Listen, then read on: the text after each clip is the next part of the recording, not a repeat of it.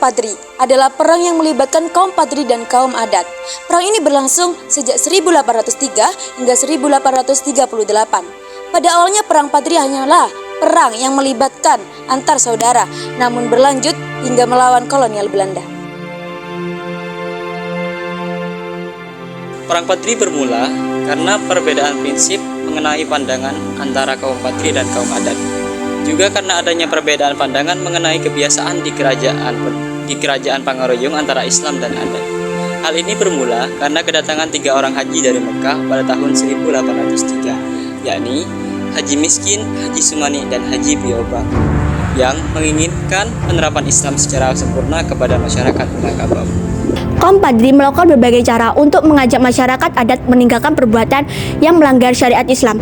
Hal ini menyebabkan konflik di antara keduanya di tahun 1803. Puncak dari Perang Saudara di tahun 1815 setelah kaum Padri dipimpin oleh Tuanku Pasaman menyerang kerajaan Pagaruyung.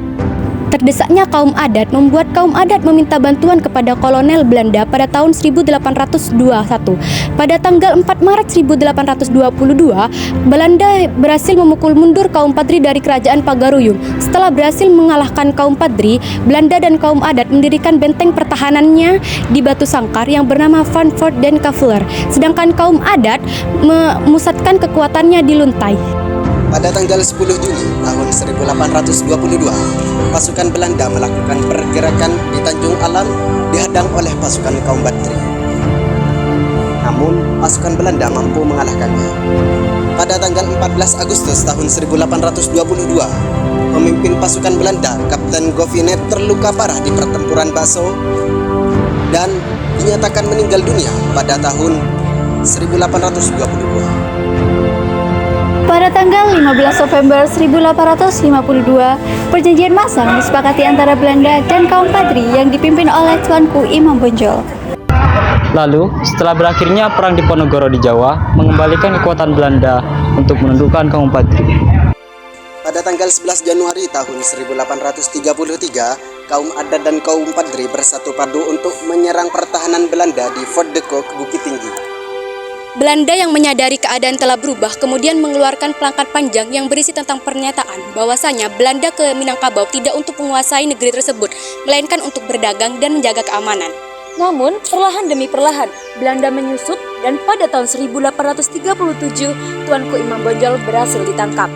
Lalu, Perang Padri dipimpin oleh Tuanku Tambusai sehingga wilayah Dalu-Dalu berhasil ditaklukkan oleh kolonial Belanda pada 28 Desember 1838. Perang Padri dianggap selesai ketika Tuanku Tambusai serta sisa-sisa pengikutnya melarikan diri ke Semenanjung Malaya.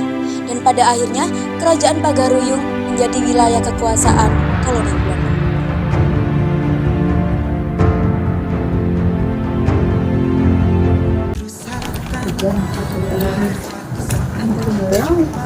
Suatu benar. Ada. Doi.